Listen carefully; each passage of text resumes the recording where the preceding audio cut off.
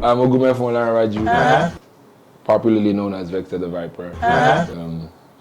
I'm a musician, a thinker, a human being, somebody's daddy, a lot.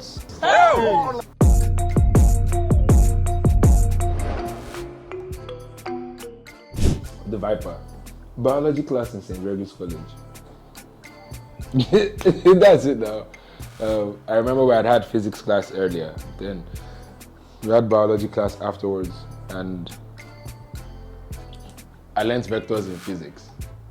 Then later in biology, I learned about vipers. I'm like, vector the viper. That's all that is.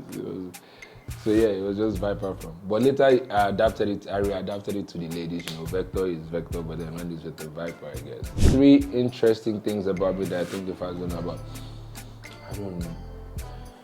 I'm very blunt, so I don't think there is. Not unless it's personal, then not too many people should know. I think everything there is to me is.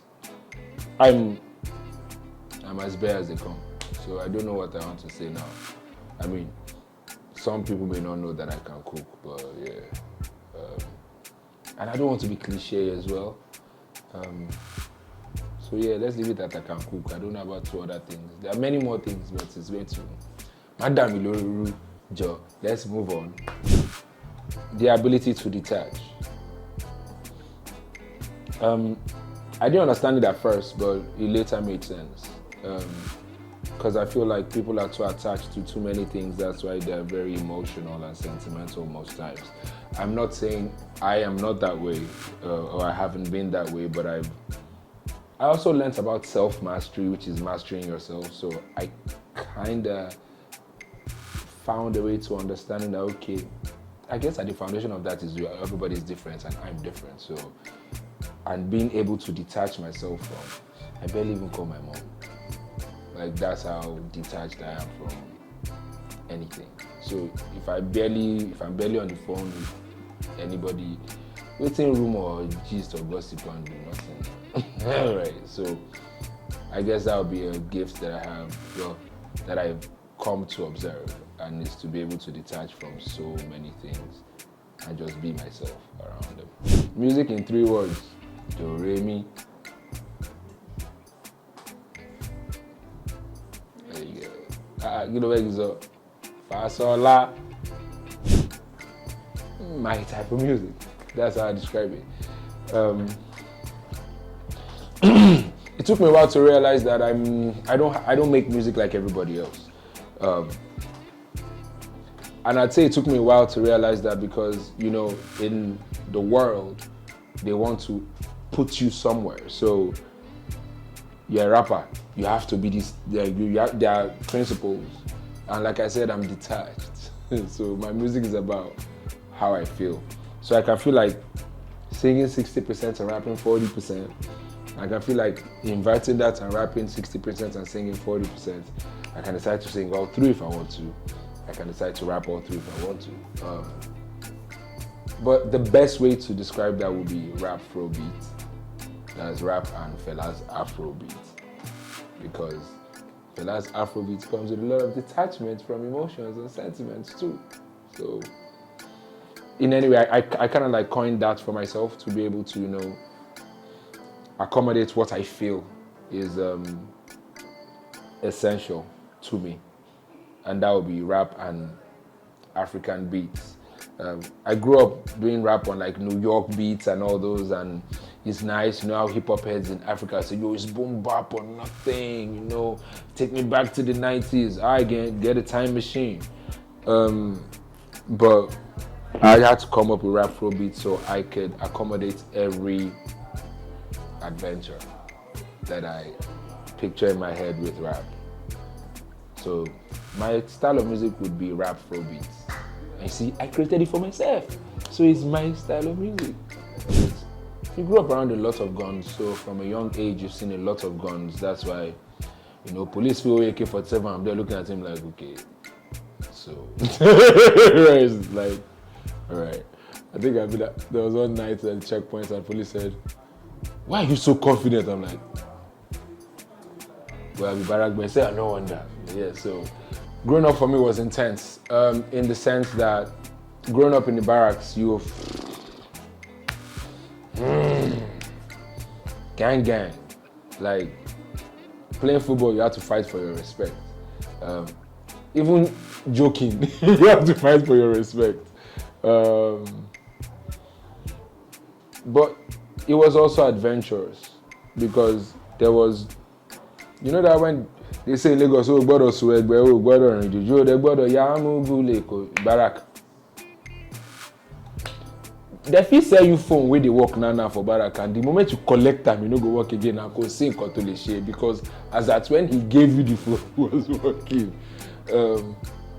Yeah, it's pretty much the foundation of not most things that I am, and it's crazy, from fights to your first love, to your first crush. Yeah, it's a lot. It's a wide array. But I'll just say it was very dynamic. It was very, and being a Yoruba boy, growing up in the barracks, we couldn't be tribal. Because I remember we stayed in flat 13, then in flat 12 was the Adimoras, who are I think they're from the east. And then the flat after I was 14, they're from Fulani Hausa, right? Then the flats after theirs, they're from Benue State. Then my mom's best friend, which is the last flat on our floor, is from Taraba. She passed, Mrs. Danjuma, so rest in peace. So yeah, downstairs Ikale, so it's I couldn't grow up with a Yoruba accent because I wasn't just in a Yoruba circle. All my friends since when I was a kid were from diverse cultures, so I guess that's also one of the things that gives you strength as a barrack boy. If at all there's anything that makes sense as the mentality of a Nigerian, it would be most kids that grew up in the barrack because we grew up united with tribes and cultures.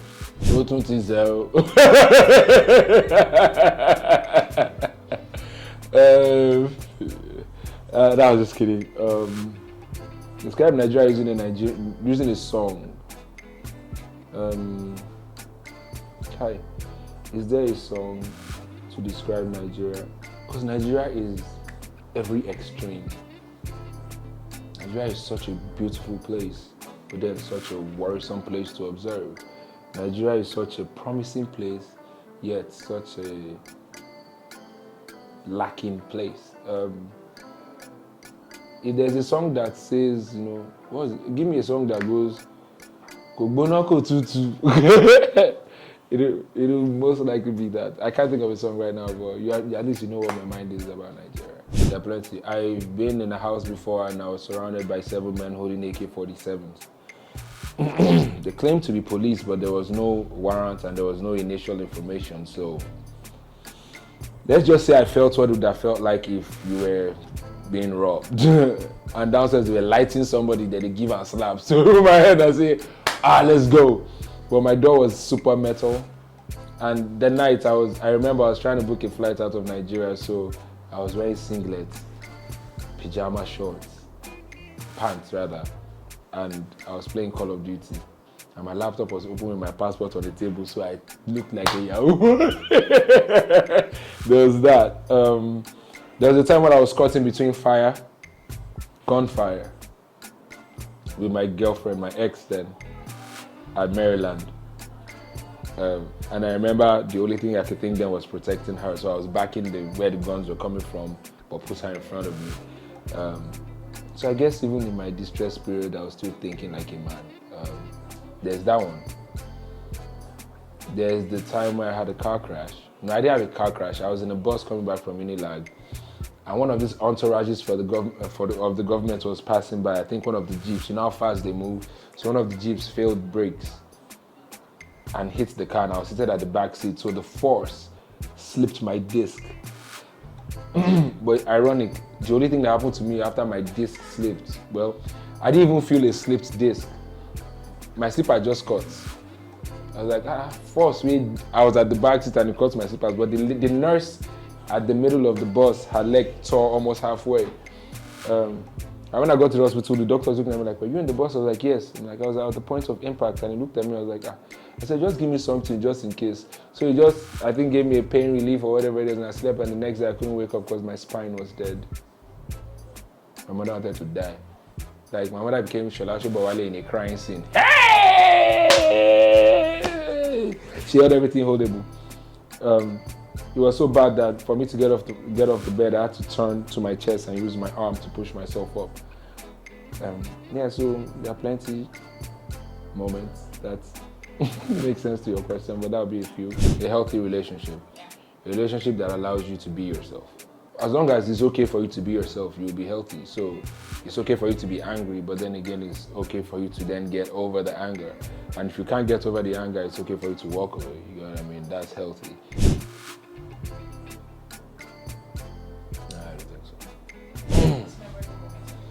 Memorable moments. A lot of them. One that stands out clearly, I missed the many in my head, would be my performance at the Big Brother Africa finale in South Africa. That was the very first time that I was, well, not the very first time. Yeah, but it was like one of the it's the very first international experience that I stepped on stage, and there was so much hysteria. Like, there's this babe that was screaming, I can't forget, because she was like, oh, she was reaching out, and as I just touched her, the way she increased the pitch of her scream, even my ear aches slightly, like, wait, I'm gonna rap, I rap now. So it's interesting. So we can be here rap, and it's this like loved and accepted and everything. I mean, not to disrespect the fans back home. That was a joke, but that stood out for me because it felt like you could never. It felt the situation in Nigeria made it feel as though you could never be outside Nigeria and still be a rapper and be appreciated to that level. There's that. There's the first time I went home with a color TV that I won from freestyle battling, and my mom was like, I'm my phone TV. She put Google Rap, so she can over, and that's it. There's that. Okay, so there's the podcast titled The African Mind, which focuses on our minds as Africans today, about issues that concern our state today. Like I say, we can read history and everything, but what was bad then is still bad now. And we can just decide to stand against what is bad now, especially if not everybody can go and read history. Whether because they can't really read or because they don't have access to. What's funny about that as well is you go to school and graduate only for you to come back and realize that you were lied to a lot. Whether history, maybe it's only science that they really couldn't lie to you about, but history, they could lumber you. Any other thing, law, any other thing you could have been lied to. So what then is the African mind of today? Because we have been told so many alternatives, whereas it also feels like, to me, all of us are trying to get to the point where our forefathers already were. Not having to work and die before you enjoy your life. So everybody's literally trying to get to the point whereby because in my head, well, according to history, the small that we have seen, our forefathers just woke up. The only time they worked was for food. That is oko. Okolomare. Then whatever you do in the business world comes from the same oko. So you get what I mean? It's basic. There's no, you have to have one oga that, you have to report to, onto it. If you go farm, chop. And if you don't get crops to maybe interchange based on trade by barter, which also is a thing, because how then is today's education not focused anymore on trade by barter? Is trade by barter not trade by value? You have what I need, I have what you need, so give me that and take this. Isn't that the most basic but honest principle to do business with another man? So the African mind is just looking at all these things that we've learned, because a lot of the foundations of what we've become academically is heavily influenced by capitalism. Go to TVC, they have this box there. They don't have it in another TV station. Take it and go there and sell it to them times 2 the price. You might as well just tell them, oh, I'm being, you know what I mean? But then again, it's because of money. The value of money is ridiculous because money is just paper and ink that we have been told is a legal tender that has been legalized as a tender to do business. But I learned this in philosophy. You have to check the content of the content so you can know fully what you're dealing with. What is money? Is it not paper and ink? How then is paper and ink what then makes you go and walk? To the point whereby they're even disrespecting you and oppressing you. So yes, the African mind is supposed to evaluate all those things. I have a joke in my head that when we used to use cowries comes from the CRV. I guess there's a reason they call it the river bank. Right. So yes, but this is just me playing with the thoughts in my head because they keep popping up and I ask questions, and the more I ask those questions, the more I see that we can be a bit more intentional about who we are today with all the knowledge that we have, whether critical or just application. We must be critical about ourselves so that we don't forget who we truly are. Because if left to everybody now, we're the internet age, and that is what is leading into the kids are learning from the iPads more than they're learning from school. But ironically, well, unfortunately, where they are learning from, you don't see too much original content of themselves. So the African mind is basically us taking a step back and then using the knowledge we have gathered to analyze ourselves, like, okay, does it make sense? Does it, like, history today is, well, living today is what is referenced as history tomorrow. So most people want us to read about history so that we can avoid what's happening, but then again, we might just be good now. We might as well just be good now and, see how that works. So that's what the African mind is breaking down the stereotypes, breaking down the conversations, but not as academically gifted or whether PhD or in anything. It's just basically what you know now, today. Let's apply it today to what we are seeing today.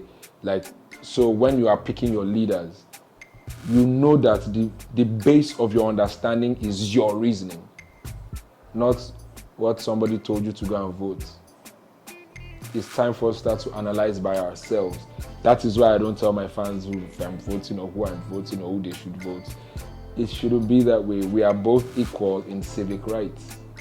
So maybe we need to break people's minds into the concept of what does it mean to be an African mind, even in your today issues.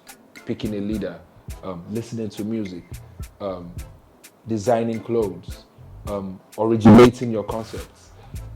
Because the last time I checked, they're already taking Afrobeat and saying it is inspired by one thing. It will always happen. Our forefathers, they said, it was alleged that they gave them sugar and took human beings. They gave them mirror and took human beings. These days, they're giving us contracts and taking human beings.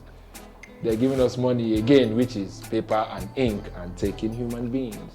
So it's time for us to start to analyze those things properly and be clear. Like, I end on saying this, which is more valuable, the money that you're using to buy something or the thing that you're buying?